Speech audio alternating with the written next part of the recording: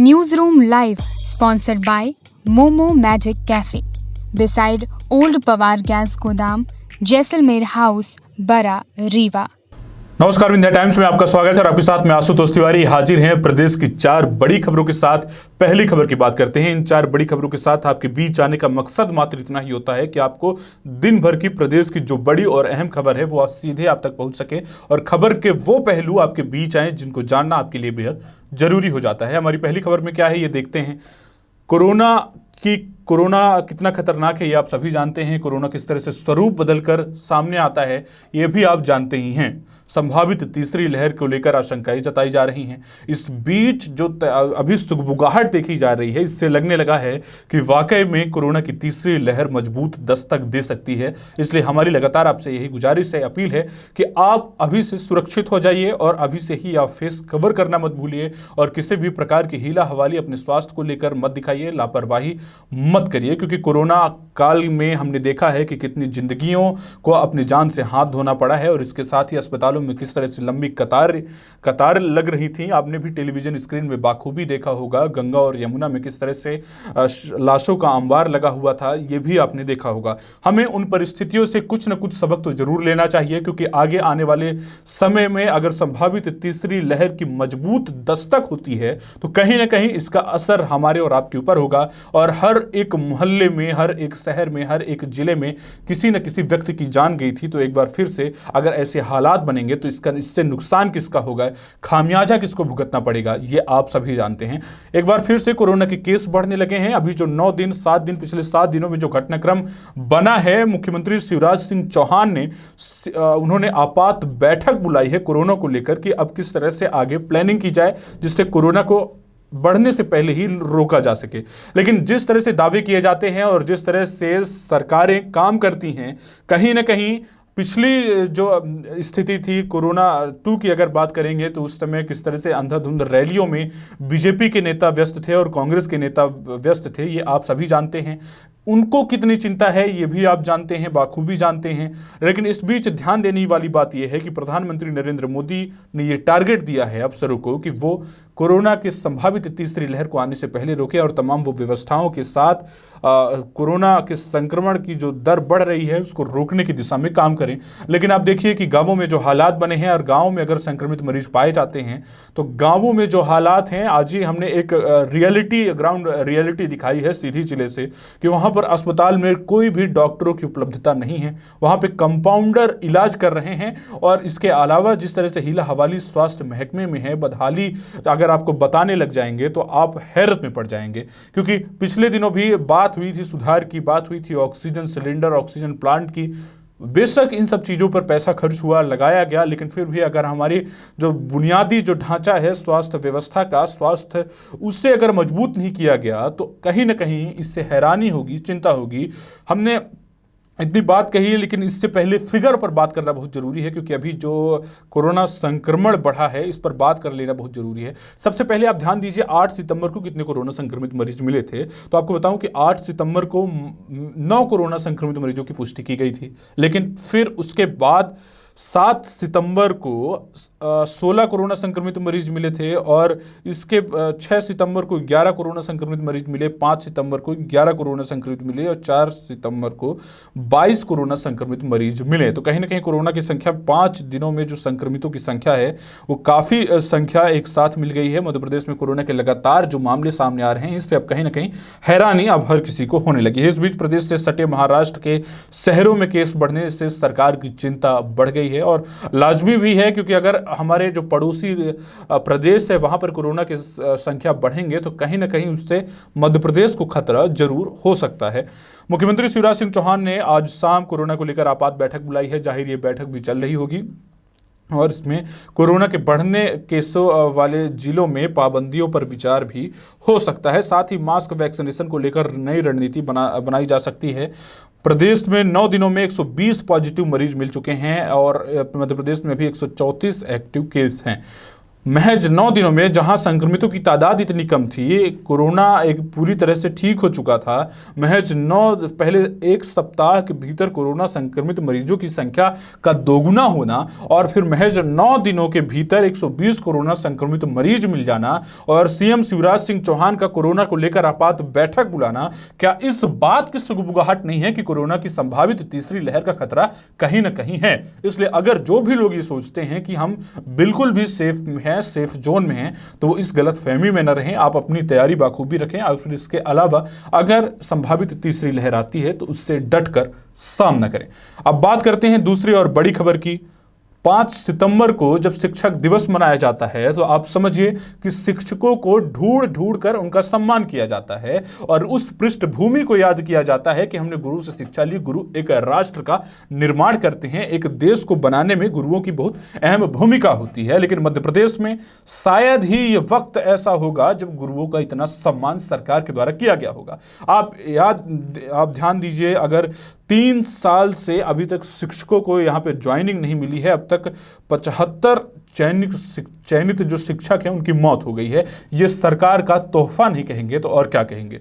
एक और जहां शिक्षक दिवस के दिन शिक्षकों को ढूंढकर उनका स्वागत किया जाता है, उनको सम्मानित किया जाता है, वहीं आज ये स्थिति है कि परमानेंट भर्ती एक तो निकाली नहीं जा रही सरकार के द्वारा और ऊपर से जो भर्ती हैं, जिन लोगों ने भी परीक्षा पास कर लिया है उनको भी नौकरी नहीं दिया गया है। शिक्षक पात्रता परीक्षा में 97.87 अंक के साथ मेरिट में 5वां स्थान एक युवक ने हासिल किया। अब वो युवक खुदकुशी कर चुका है, कीटनाशक दवा का सेवन कर चुका है। ऐसी खबरों को लेकर भी आपके बीच आना पड़ता है। वैसे आत्महत्या, खुदकुशी हर कोई करता है, लेकिन एक शिक्षक जो दूसरे को पढ़ाने का काम करता है, दूसरे को उसके नागरिकता का बोध कराने का काम करता है, अपने छात्रों में उस समझ को विकसित करने का काम करता है, जब वो आत्महत्या करता है तो वो खबरें बाकी अन्य खबरों से अलग होती है। ये आपको जानना बेहद जरूरी है।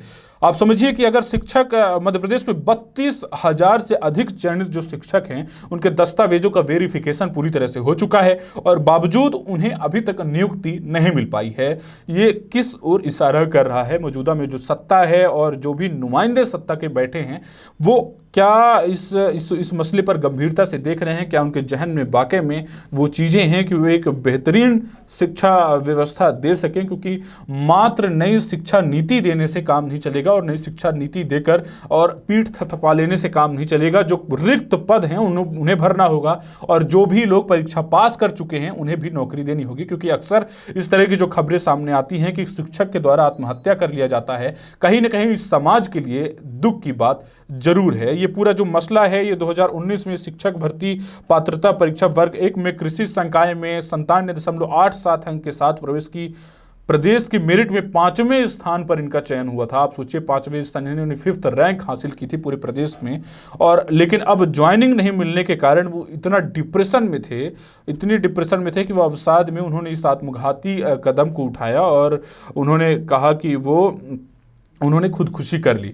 और आप देखिए कि अगर मात्र ये समस्या है, इस समस्या पर सवाल होता है सरकार से ये सवाल पूछा गया सीधे तौर पर। स्कूल शिक्षा मंत्री इंदर सिंह परमार के सामने ये सवाल उठाया गया कि एक शिक्षक जो है वो खुदकुशी कर लेते हैं, तो उन्होंने बेहद वाहियात किस्म का जवाब दिया। जवाब क्या दिया ये भी आपको बताते हैं। उन्होंने कहा कि खुदकुशी का कोई और कारण हो सकता है। हम मान भी लेते हैं खुदकुशी का कोई और कारण हो सकता है, तो क्या भर्ती जो निकाली गई है उनमें लोगों की नियुक्ति ना किया जाए? क्या परीक्षा ना लिया जाए?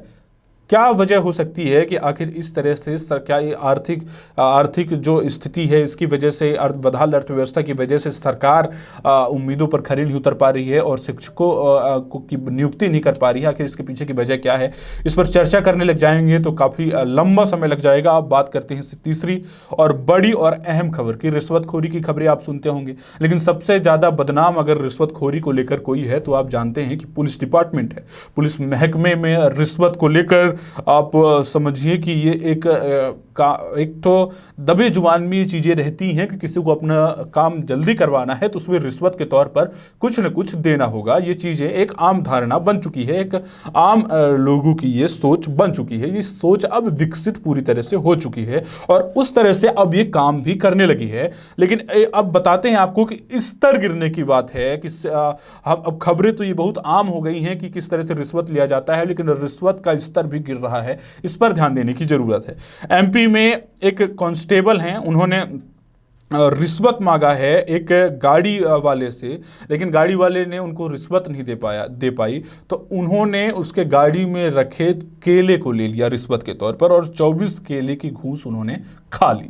ये पूरा मामला जो वीडियो बन गया इसका और सोशल मीडिया पर वीडियो वायरल हुआ तो एसपी ने उन्हें सस्पेंड कर दिया। आप समझिए कि 24 केले की रिश्वत भी पुलिसकर्मी खा सकता है। तो अब इससे ज़्यादा अभी इस खबर में इससे ज़्यादा बताने के लिए कुछ खास नहीं है, लेकिन फिर भी आपको ये खबर जानना बेहद ज़रूरी है क्योंकि मध्य प्रदेश के शिवपुरी में ये पुलिसकर्मी का जो रिश्वत के स्तर को भी गिराने का एक मामला सामने आया है। ये आपके सामने रखना इसलिए ज़रूरी था क्योंकि हमारे जो सुरक्षाकर्मी हमारे लिए जो दिन रात 24 घंटे ऑन ड्यूटी रहने वाले पुलिसकर्मी ये खबरें अगर सुनेंगे और तो उन्हें भी कुछ न कुछ इस खबर से सीखने को मिलेगा कि इस तरह से वीडियो भी बनने लगी है और वायरल भी होने लगी है तो उन्हें भी संभल कर रहने की जरूरत है। ये पूरा जो मामला है ये कोलारस कस्बे के लुकवासा चौकी पर तैनात एक हेड कांस्टेबल को केले की रिश्वत लेने पर एसपी ने सस्पेंड कर दिया है। ये मामला है और हेड कांस्टेबल का नाम भगवान लाल है। गजब है, उनका नाम भी भगवान लाल है और घूस में केले लेने का वीडियो जो है वो सामने आया है जिसमें वह पुलिस की जीप में बैठकर रात्रि में गश्त कर रहे थे और उसी समय एक ट्रक गुजरता है। ट्रक में केले लदे थे और एंट्री के लिए रिश्वत मांगी। ड्राइवर ने कहा कि रुपए नहीं हैं साहब, केले ले लीजिए। तो पुलिस ने कहा कि हाँ ठीक है, केले ही ले लेते हैं। अब बात करते हैं चौथी बड़ी और अहम खबर की। पुलिस महकमे में थोकबंद जो तबादले हो ये खबरें आप तक पहुंची गई होंगी, लेकिन अब पुलिस महकमे में जो भी नवागत ऑफिसर हैं जो अपने जा रहे हैं जहां पर वो पोस्टेड हुए हैं, भारी उनका स्वागत किया जा रहा है। रीवा के आईजी और एडीजीपी केपी वेंकटेश्वर राव भी आज सुबह 11 बजे पुलिस महानिरीक्षक कार्यालय पहुंचकर अपना पदभार ग्रहण कर चुके हैं और पदभार ग्रहण करने के बाद वो शहर के भ्रमण में निकले। सिविल लाइन थाना से लेकर पुलिस कंट्रोल रूम, नया जो यातायात थाना बनाया गया है उन्होंने जायजा लिया। अधिकारियों के साथ मीटिंग की और अधिकारियों के साथ मीटिंग में उन्होंने विंध्य के और इस रीवा जोन के भौगोलिक स्थिति को समझने की कोशिश की। उन्होंने पत्रकारों से चर्चा करते हुए ये कहा कि हम करके दिखाएंगे और कानून का यहाँ पर राज होगा और किसी भी प्रकार की ऐसी वैसी गतिविधि नहीं हो पाएगी, अपराध में कमी आएगी और एक कसावट देखी जाएगी। उन्होंने जब वो पत्रकार से बात कर रहे थे तो एक कॉन्फिडेंस भी दिख रहा था क्योंकि जब पत्रकारों ने क्रॉस क्वेश्चन किया कि कैसे होगा तो उन्होंने कहा कि हम दिखाएंगे, हम करके दिखाएंगे।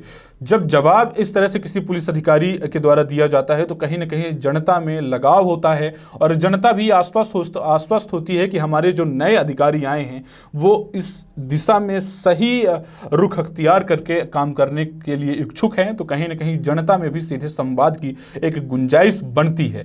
तो रीवा के जो आईजी हैं और उन्होंने अपना पदभार ग्रहण कर लिया है और उन्होंने आज निरीक्षण भी किया था। तो ये आज प्रदेश की 4 बड़ी खबरें हैं। ऐसी जो तमाम बड़ी खबरें रहती हैं उनके साथ हम आपके बीच हाजिर होते रहेंगे।